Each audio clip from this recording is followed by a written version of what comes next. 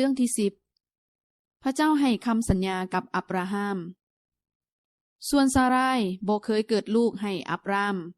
เมื่ออายุของอับรามถึง99ปีแล้วพระเจ้าปรากฏมาและเว้ากับลาวว่าเฮาแม่นพระเจ้าองค์ผู้มีฤทธิ์เดช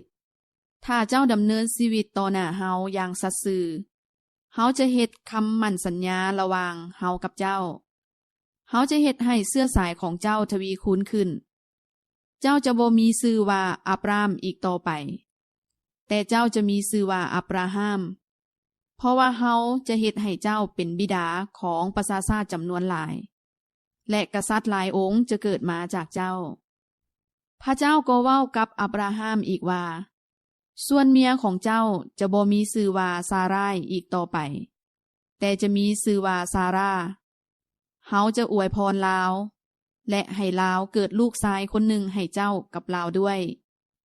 ซาราจะเป็นมารดาของประชาชาติจำนวนหลายและกษัตริย์หลายองค์จะเกิดมาจากลาวแล้วอับราฮัมก้มหน้าลงถึงดินและคิดในใจว่าอยากหัวลาวว่าคนอายุ100 ปีจะได้ลูกชายเกิดมาได้แนวใดนางซาราที่มีอายุ90 ปีจะถือพาบ่แล้วพระเจ้าได้ว่าแม่นแล้วนางซาราจะเกิดลูกชายให้กับเจ้าเมื่อถึงเวลานี้ปีหน้าซารายืนฟังอยู่ใกล้ประตูเข้าเต็นท์ข้างหลังอับราฮัมเล้าหัวเพราะว่าลาวได้เศร้าเป็นประจำเดือนแล้วลาวได้ว่าค่อยเฒ่าแล้วและผัวค่อยก็เฒ่าคือกันค่อยจะมีลูกแท้บ่พระเจ้าได้เว้ากับอับราฮัมว่าเป็นหยังซาราจึงหัวและว่าค่อยจะมีลูกแท้บ่